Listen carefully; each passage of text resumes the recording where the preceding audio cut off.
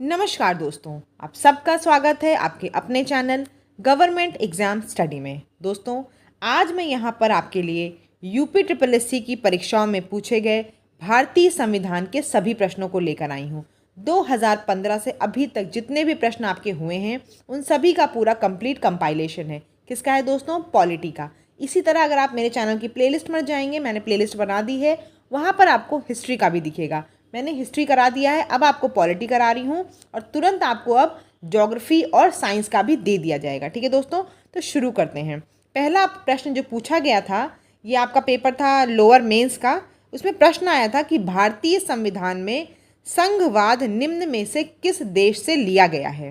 तो आपको बताना है दोस्तों कि कनाडा से लिया गया है। भारतीय संविधान में संघवाद जो है वो कनाडा से लिया गया है। इसी तरह दो तीन और प्रश्न आए, जैसे भारतीय संविधान में मूल अधिकार किस देश से लिया गया है? अमेरिका से। और कौन सा लिया गया अमेरिका से? न्यायिक पुनर्विलोकन, यानी कि जिसको आप बोलते हैं जुडिशियल रिव्यू, वो भी अधिकार कहाँ से आया है? अमेरिका से आया है। समवर्ती सूची कहाँ से ली गई है? वो ऑस्ट्रेलिया से ली गई है। इसी तरह मैं आपसे देखिए दोस्तों ये बताना चाहूँगी, हम लोग यहाँ पर कंप्लीट कंपाइलेशन तो कर रहे हैं, लेकिन जब आप जिस टॉपिक को देखिए उससे रिलेटेड प्रश्न जरूर पढ़ लीजिए। यानी कि जिन जिन देशों से, जैसे जर्मनी से इमरजेंसी व्यवस्था ली गई है, तो ये सब चीज़ आप ज़रूर पढ़ लीजिएगा। ठीक है, आगे देख लेते हैं। कौन सा अधिनियम मॉन्टेग्यू चेम्सफोर्ड रिपोर्ट पर आधारित है? तो कौन सा अधिनियम है बताइए? भारत सरकार अधिनियम 1919। ये आपका किस पे आधारित है? भारत सरकार अधिनियम 1919 पर आधारित है। उसके बाद प्रश्न आया था आपका कि अंतर्राष्ट्रीय शांति और सुरक्षा के लिए कौन सा आर्टिकल है? तो दोस्तों आर्टिकल 51 आपका इंटरनेशनल पीस एंड सिक्योरिटी के लिए है। और अगर आपसे ये पूछा जाए कि किस भाग में है, संविधान के किस भाग में है, तो आप बताएंगे राज्य के नीति निदेशक तत्व, यानी कि directive principle of state policy में ये लिखा हुआ है। ठीक है, चलिए आगे देख लेते हैं। भाषा के आधार पर राज्यों का पुनर्गठन किस वर्ष किया गया था? तो किस वर्ष किया गया दोस्तों? 1956 में। आपको पता है कि एक कमिटी बनी थी जिसमें फजल अली अध्यक्ष थे और उनके साथ दो मेंबर थे। क्या नाम था उन लोगों का? हृदयनाथ कुंजरू तथा के.एम. पन्नीकर। उनके ही उसमें राज्य पुनर्गठन आयोग का गठन हुआ था। ठीक है दोस्तों, भाषा के आधार पर कब राज्यों का पुनर्गठन किया गया? 1956 में। आगे देख लीजिए, संवैधानिक उपचारों का अधिकार ये किसके तहत आता है? ऑप्शन आपको ढेर सारे मिलेंगे, तो कौन सा होगा? संवैधानिक उपचारों का जो अधिकार है वो मौलिक अधिकार है। आर्टिकल 32, इंग्लिश में अगर बोलते हैं आप उसको राइट टू कॉन्स्टिट्यूशनल रेमेडीज। और संवैधानिक उपचारों का अधिकार आपका किसके अंतर्गत आता है? मौलिक अधिकार आता है। ऑप्शन आएंगे मौलिक अधिकार, कानूनी अधिकार, संवैधानिक अधिकार। तो आपको पता होना चाहिए ये आपका क्या है? मौलिक अधिकार है, फंडामेंटल राइट है। ठीक है, आगे देख लीजिए। संविधान की आत्मा, संविधान की आत्मा किसे कहा जाता है? संविधान की आत्मा दोस्तों प्रस्तावना को कहा जाता है, यानी कि प्रियम्बल को। ठीक है, 1935 में संविधान सभा का सुझाव किसने प्रस्तावित किया था? तो संविधान सभा का सुझाव प्रस्तावित किया गया था M.N. रॉय के द्वारा। ठीक है, भारतीय संविधान सभा में कुल कितनी महिला सदस्य थीं? तो भारतीय संविधान सभा में जो महिला सदस्य थी वो कितनी थी? 15 महिला सदस्य थी। ठीक है दोस्तों, आगे देख लीजिए। प्रथम गृहमंत्री पूछे गए हैं, ये कौन है? तो आपको बताना है प्रथम गृहमंत्री भारत के कौन है? वल्लभ भाई पटेल। आगे देख लीजिए, संविधान कितने दिनों में लिखा गया? तो दोस्तों संविधान को लिखने का जो समय है वो कितना है? 2 साल 11 माह और 18 दिन। ठीक है दोस्तों, 2 साल 11 माह और 18 दिन में संविधान लिखा गया है। संविधान सभा द्वारा संविधान को कब पारित किया गया? तो आपको ये डेट बहुत इंपॉर्टेंट है क्योंकि 2-3 बार ये प्रश्न आया है। तो संविधान सभा को जो पारित किया गया था वो 26 नवंबर 1949 को, 26 नवंबर 1949 को पारित हुआ था। लेकिन लागू कब किया गया? 26 जनवरी 1950 से लागू हुआ। देखिए, दो प्रश्न अलग अलग आते हैं। अगर आपसे पूछेंगे संविधान सभा द्वारा संविधान को पारित कब किया गया, आप बताएंगे 26 नवंबर 1949। और ये पूछा जाए कि लागू कब किया गया, तो आप बताएंगे 26 जनवरी 1950 से लागू हुआ है। ठीक है, आगे देख लेते हैं। संविधान सभा का प्रथम अधिवेशन कब हुआ है? तो संविधान सभा का प्रथम अधिवेशन आपका 9 दिसंबर 1946 को है। यहीं पे एक प्रश्न और बन जाता है आपका, ये भी आया हुआ है, बता दे रही हूँ यहीं पे। संविधान सभा के पूछा जाए कि प्रथम अध्यक्ष कौन थे, तो आप बताएंगे संविधान सभा के प्रथम अध्यक्ष कौन थे? डॉक्टर सच्चिदानंद सिन्हा। ठीक है, कौन थे? सच्चिदानंद सिन्हा। ठीक है, ये कौन थे? प्रथम अध्यक्ष थे संविधान सभा के। और ये आपके पता है आपको कि टेम्परेरी थे, अस्थायी अध्यक्ष थे, उसके बाद टेम्परेरी यानी परमानेंट कौन से आपके अध्यक्ष थे, वो थे डॉक्टर राजेंद्र प्रसाद। ठीक है, आगे देख लेते हैं। संविधान सभा में उद्देश्य प्रस्ताव किसने पारित किया, तो ये किसने किया था, जवाहरलाल नेहरू ने। ठीक है, संविधान की प्रस्तावना में संशोधन, संविधान में जो संशोधन किया गया है आपको पता है वर्ड जोड़े गए हैं ना, प्रस्तावना में प्रियम्बल में आपके कुछ वर्ड्स जोड़े गए हैं, तो वो कब जोड़े गए, किस संशोधन की वजह से, 42वें संविधान संशोधन 1976 से, इंग्लिश में जान जाइए 42nd कॉन्स्टिट्यूशनल अमेंडमेंट एक्ट 1976 के तहत संविधान की प्रस्तावना में संशोधन किया गया है। दोस्तों जो मैं यहाँ पॉलिटी बता रही हूँ आपको, ये यूपी ट्रिपल एससी की कोई भी परीक्षा होगी वहाँ बहुत महत्वपूर्ण है, क्योंकि प्रीवियस ईयर टाइप ही आपने देखा होगा, सप्लाई इंस्पेक्टर में देखा होगा, किसी में भी देखा होगा परीक्षा में, उसी तरह का पैटर्न हमेशा फॉलो होता है, इसलिए परीक्षा की दृष्टि से बहुत महत्वपूर्ण है। इस वीडियो को ज़रूर सुनिएगा। अनुच्छेद में अल्पसंख्यकों के हित, ये कहाँ पे लिखे हुए हैं दोस्तों, तो ये आपके आर्टिकल 29 में लिखे हुए हैं। ठीक है, ग्राम पंचायतों का आयोजन, ये किस आर्टिकल में है, ये आर्टिकल आपके 40 में है, डीपीएसपी में है, क्योंकि आपकी लेखपाल की परीक्षा बहुत नज़दीक है तो ये उसके लिए बहुत इंपॉर्टेंट है। राष्ट्रपति के महाभियोग, इसका वर्णन कहाँ पे हुआ है, आर्टिकल 61 में। प्रेसिडेंट के इम्पीचमेंट का मेंशन कहाँ पे है, आर्टिकल 61 में। आर्टिकल 161, इसके तहत क्या है, इसके तहत राज्यों के राज्यपाल को शक्ति मिली है कि वो किसी की सज़ा को माफ़ करवा सकते हैं या फिर सज़ा में हेरफेर करा सकते हैं, यानी कि सज़ा को कम करा सकते हैं या फिर सज़ा को कन्वर्ट करा सकते हैं। ठीक है, ये किसको कौन सा आर्टिकल है, आर्टिकल 161, राज्यों के राज्यपाल के पास ये शक्ति होती है। ठीक है, आगे देख लेते हैं। आर्टिकल 5 से 11, ये किसका आर्टिकल है दोस्तों, ये पूछा गया है प्रश्न, ये आपका दोस्तों नागरिकता का है, सिटीजनशिप का है। आर्टिकल 5 से 11 जो मेंशन है आपके भाग 2 में। देखिए मैं यहाँ सारी बातें कर रहे हैं, मैं आपको एक लिंक भी दे दूंगी, आप एक बार अनुसूची कितनी है, क्या क्या है, कितने भाग हैं, वो सब ज़रूर पढ़ लीजिएगा। ठीक है, बाकी मैं आपको पढ़ा तो रही ही हूँ और आपको पता है तो बहुत बढ़िया है। आर्टिकल 300A, ये क्या है दोस्तों, ये आपको पता है कि पहले जो आपकी क्या कहते हैं मौलिक अधिकार थे, उसमें एक आर्टिकल, आपका एक आर्टिकल था मौलिक अधिकार में, राइट टू प्रॉपर्टी। ठीक है, वो हटा दिया गया, उसको कहाँ लिख दिया गया, उसको आर्टिकल 300A में रख दिया गया है। 300A क्या है आपका, संपत्ति से कोई वंचित नहीं रहेगा, ये अधिकार आपका किस में चला गया है, मौलिक अधिकार से हटकर आपका चला गया नॉर्मल में। ठीक है, आर्टिकल 300A, संपत्ति से कोई वंचित नहीं रहेगा, ये अधिकार है। भाग 15 पूछा जाएगा अगर आपसे कि निर्वाचन या फिर चुनाव, ये किससे संबंधित है, आप बताएंगे भाग 15 से संबंधित है, चुनाव। ठीक है, आर्टिकल कहाँ से कहाँ तक है दोस्तों, 324 से 329 तक आपका आर्टिकल है। अगर सीधे सीधे ये पूछा जाए कि चुनाव किस आर्टिकल से संबंधित, तो आप सीधे सीधे बता दीजिएगा आर्टिकल 324 से चुनाव संबंधित है। ठीक है, आगे देख लीजिए।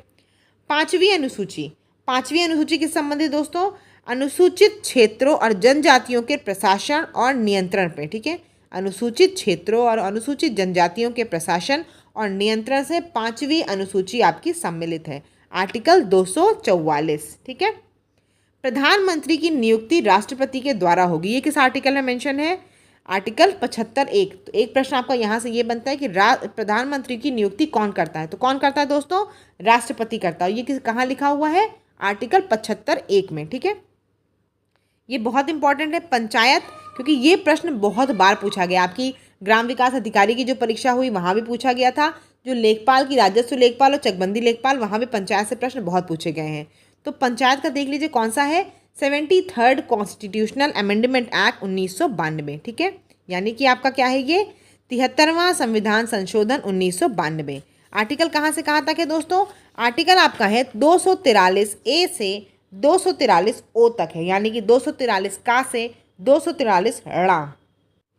आगे देख लेते हैं दोस्तों, आर्टिकल 24, ये आपका किससे संबंधित है, ये प्रश्न पूछा गया सीधे सीधे कि 14 वर्ष से कम आयु वाले बच्चों को कारखानों पर प्रतिबंध लगाने के लिए, या फिर आप सिंपल भाषा में समझ लीजिए जो चाइल्ड लेबर है वो किस आर्टिकल संबंधित है, आर्टिकल 24 से।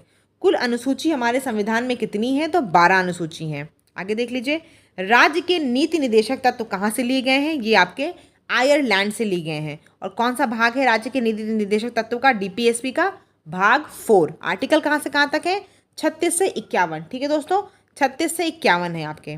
आगे देख लीजिए, आर्टिकल 368, ये किससे संबंधित है, ये आपका संविधान संशोधन प्रक्रिया, यानी कि जो कॉन्स्टिट्यूशनल अमेंडमेंट एक्ट होते हैं आपके, वो किससे संबंधित है, आर्टिकल 368 से। अब यहाँ पे जो भी आर्टिकल आपके एग्जाम में आए वो सब मैंने एक जगह लिख दिए हैं। आर्टिकल 24 मैंने आपको बताया चाइल्ड लेबर के रूप में याद रखिए, बालकों को कारखानों में प्रतिबंध लगाने के लिए। ठीक, आर्टिकल 23 क्या है, ह्यूमन ट्रैफिकिंग जिसे आप समझते हैं एक तरह से मोटी भाषा में, वो समझ लीजिए। मानव के क्रय विक्रय तथा जबरदस्ती जो मजदूरी है उन सब किससे रिलेटेड है? आर्टिकल 23 से, ठीक है। उन सब पे प्रतिबंध मतलब। आर्टिकल 17 किससे है? आपका अस्पृश्यता उन्मूलन से, ठीक है। आर्टिकल 24 मैंने बताया आपको, कारखानों में बालकों पर प्रतिबंध। आर्टिकल 51 किससे है? मौलिक कर्तव्य यानी कि फंडामेंटल ड्यूटीज से है। और ये कहाँ पे लिखा हुआ है? ये आपका भाग 4A में लिखा हुआ है। आर्टिकल इसका 42 है, सॉरी आर्टिकल कह रही हूँ, इसका जो कॉन्स्टिट्यूशनल अमेंडमेंट एक्ट है जिससे ये जुड़ा है, पहले ये था नहीं हमारे संविधान में, बाद में इसको जोड़ा गया है। किस संविधान संशोधन से? 42वें संशोधन 1976 से, ठीक है। आर्टिकल 123 क्या है? राष्ट्रपति द्वारा अध्यादेश जारी करने की शक्ति जो है दोस्तों, वो आर्टिकल 123 से संबंधित है। आगे देख लीजिए। श्री रामनाथ कोविंद, पूछा गया था कि भारत के कौन से राष्ट्रपति हैं? तो श्री रामनाथ कोविंद जो थे वो भारत के 14वें राष्ट्रपति थे। अभी तो आपको पता है हाल ही में श्रीमती द्रौपदी मुर्मू आपकी नई राष्ट्रपति बन गई हैं, ठीक है। तो भारत के 14वें राष्ट्रपति थे श्री रामनाथ कोविंद। राष्ट्रपति द्वारा 12 सदस्यों को राज्यसभा में नामित किया जाता है। आपको पता होगा राज्यसभा में नॉमिनेशन होता है। खेल, शिक्षा, जिस भी किसी चीज़ में किसी ने आर्ट में, कला के क्षेत्र में कुछ अच्छा प्रदर्शन किया होता तो विशेष प्रदर्शन के लिए उन्होंने क्या किया जाता है? राज्यसभा में नामित किया जाता है। कितने लोगों को? 12 सदस्यों को। और कौन करता है? राष्ट्रपति करता है, ठीक है। नीलम संजीव रेड्डी एकमात्र ऐसे राष्ट्रपति थे जो निर्विरोध चुने गए, ठीक है। आर्टिकल 108 दोस्तों क्या है? राष्ट्रपति संयुक्त बैठक बुलाता है और उसकी अध्यक्षता कौन करता है? वो लोकसभा का अध्यक्ष करता है, ठीक है। आर्टिकल 108 राष्ट्रपति संयुक्त बैठक बुलाता है। आर्टिकल 63 क्या है दोस्तों? भारत का उपराष्ट्रपति जो संबंधित आर्टिकल है वो कौन सा है? आर्टिकल 63।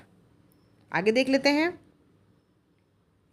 प्रत्येक 2 वर्ष बाद राज्यसभा के 1/3 सदस्य सेवानिवृत्त हो जाते हैं। आपको पता है राज्यसभा जो है वो क्या? परमानेंट बॉडी है। लोकसभा को भंग किया जा सकता है लेकिन राज्यसभा को कभी भी भंग नहीं किया जा सकता है।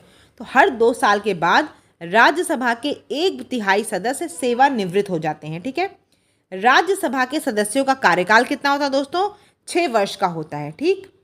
लोकसभा में मतदान करते समय अगर टाई की स्थिति आ जाती है तो कौन उस समय वोट देता है? उस समय जो कास्टिंग वोट होता है वो स्पीकर का होता है, ठीक है। अगर लोकसभा में मतदान हो रहा है, किसी बात पे बहस हो रही है, उसका मत जो पड़ते हैं वो टाई हो जाते हैं, यानी कि बराबर संख्या में दोनों तरफ से मत पड़ जाते हैं। तो क्या होता है? स्पीकर जिस तरफ वोट दे देगा वही बात सुन ली जाएगी, ठीक है। तो उस समय कौन वोट देता है? स्पीकर देता है वोट। लोकसभा के पहले स्पीकर कौन है? देखिए दोस्तों, जीवी मावलंकर। अगर आप मेरे चैनल को रेगुलर फॉलो करते होंगे तो कम्युनिटी में मैं ये सब प्रश्न आपसे पूछ चुकी हूँ कि पहले लोकसभा स्पीकर कौन है, पहले प्रधानमंत्री कौन थे, पहले जो भी चीज़ें मैं सब पूछ चुकी हूँ आपसे। तो पहले स्पीकर कौन थे लोकसभा के? जीवी मावलंकर। लोकसभा के सदस्यों का कार्यकाल कितना होता है दोस्तों? 5 वर्ष। देखिए, राज्यसभा के सदस्यों का कार्यकाल 6 वर्ष होता है और लोकसभा के सदस्यों का कार्यकाल कितना होता है? 5 वर्ष। आगे देख लेते हैं। भारत सरकार का प्रथम विधि अधिकारी कौन होता है? तो भारत सरकार का जो प्रथम विधि अधिकारी या प्रथम कानून अधिकारी होता है वो कौन होता है? अटॉर्नी जनरल ऑफ इंडिया, ठीक है। आर्टिकल 213 किससे है दोस्तों? राज्यपाल की अध्यादेश जारी करने की शक्ति। मैंने बताया आपको 123 जो है वो राष्ट्रपति की अध्यादेश जारी करने की शक्ति होती है और 213 राज्यपाल की अध्यादेश जारी करने की शक्ति होती है। प्रधानमंत्री जिन्होंने ये घोषणा की थी कि मंडल आयोग की सिफारिशों को लागू करेंगे और उसके बाद बहुत बवाल हुआ था, वो कौन था? वो थे वीपी सिंह, विश्वनाथ प्रताप सिंह, ठीक है। आगे देख लीजिए।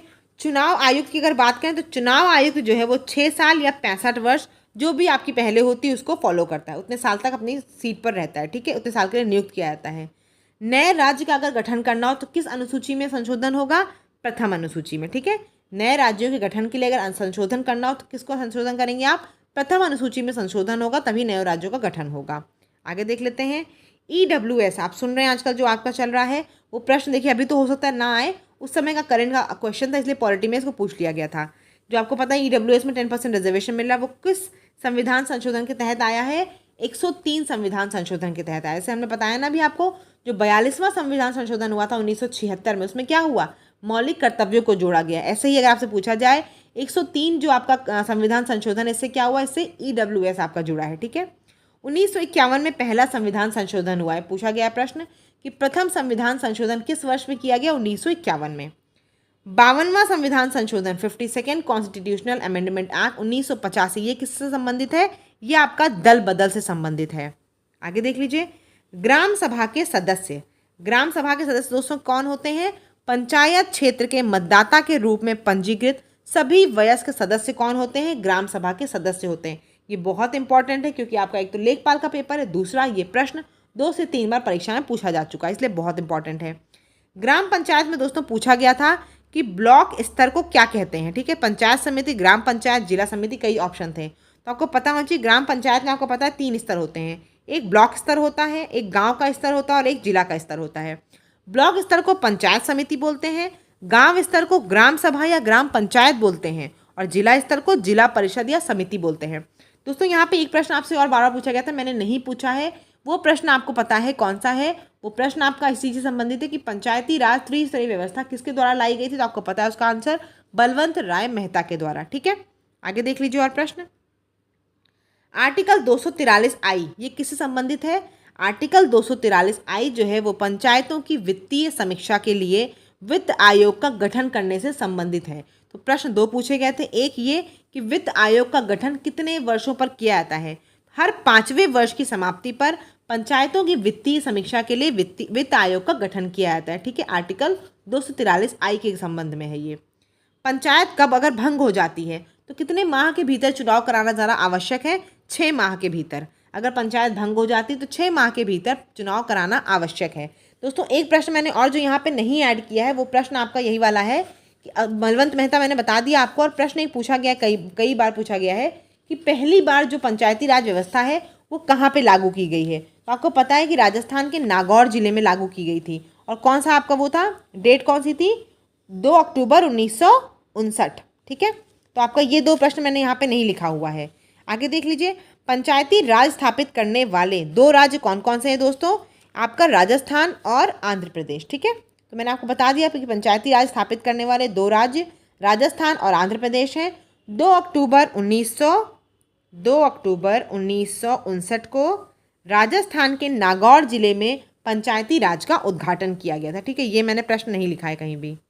आगे देख लीजिए, लोकसभा या विधानसभा में चुनाव में कौन से वर्ष के लोग खड़े हो सकते हैं दोस्तों? कम से कम उनकी उम्र कितनी होनी चाहिए? 25 वर्ष। राज्यसभा में अगर चुनाव में खड़ा होना है या फिर सदस्य बनना है तो उसके लिए कितनी उम्र होनी चाहिए?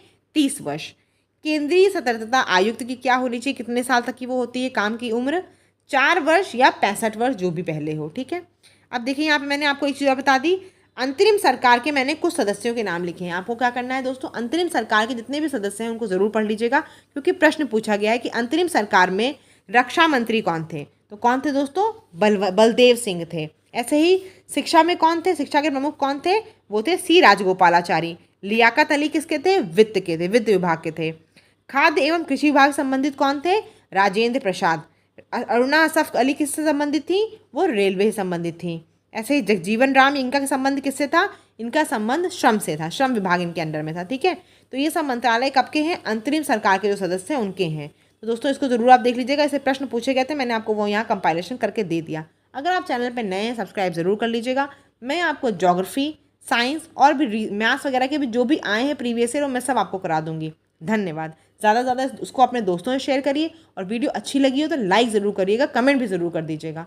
धन्यवाद। इसका PDF मैं आपको टेलीग्राम पे प्रोवाइड कर दूंगी। धन्यवाद।